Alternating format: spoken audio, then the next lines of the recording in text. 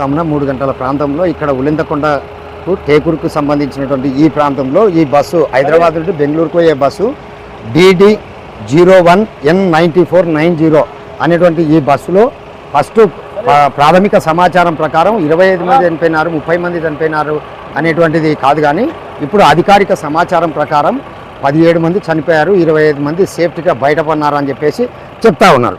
తర్వాత ఇక్కడ భారీ బందోబస్తు మధ్యన ఏవైతే ఈ బస్సు దాదాపు మనం ఒకసారి పై నుండి కిందికి చూసినట్లయితే కింద ఈ బస్సులో దాదాపు పైన మాత్రమే అంటే స్లీపర్గా పైన ఎవరైతే పడుకున్నారో వాళ్ళు మాత్రం ఎక్కువ చనిపోయినారనేటువంటిది సమాచారం. అయితే ఇక్కడ అధికారులు ఒక్కసారి మనము ఇది సేవ్ గోరీకాన్ అంటే ఇది ఒక సేఫ్టీ బాక్స్ ఏదో మనకైతే తెలియదు, కానీ ఈ యొక్క బస్సు నిన్న తెల్లవారుజామున జరిగినటువంటి సంఘటన. ఇక్కడ అధికారులు ఒకసారి మనం చూస్తే ఈ యొక్క ప్యాసింజర్కి సంబంధించి ఏమేమి ఉన్నాయి అనేటువంటిది ఒకసారి ఏమన్నా విలువైన వస్తువులు ఉన్నాయా ఏంది అని చెప్పేసి అధికారులు పోలీసు అధికారులు ఇక్కడ పర్యవేక్షించి మొత్తం చెక్ చేస్తున్నటువంటి పరిస్థితి. ఇదైతే మొత్తం మీద దాదాపు ఇక్కడ ఏ వస్తువుకు కూడా పనికిరాని రాకుండా దగ్ధమైనటువంటి పరిస్థితే మనకు కనపడతా ఉంది.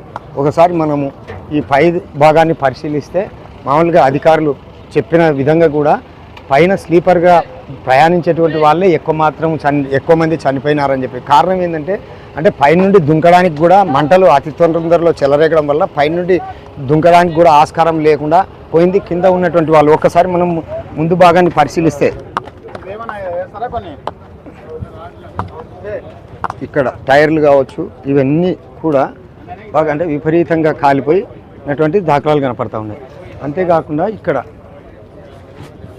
ప్రధానంగా ఈ డోర్ మూసుకపోవడం, తర్వాత ఎమర్జెన్సీ డోర్లను పలగొట్టుకోలేకపోవడము, అంటే కొన్ని నిమిషాల్లో కొన్ని సెకండ్లో ఈ యొక్క ఇన్సిడెంట్ అయితే జరిగిందని చెప్పుకోక తప్పదు. కానీ ఏది ఏమైనా కూడా విచారమైనటువంటి సంఘటన.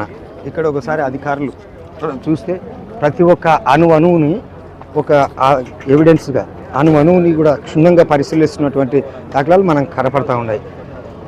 ఇప్పటికీ అధికారికంగా వచ్చినటువంటి లెక్క ప్రకారం 25 మంది సేఫ్ సైడ్, 17 మంది చనిపోయినారని చెప్పేసి అధికారులుగా లెక్కలు చెప్తా ఉన్నారు.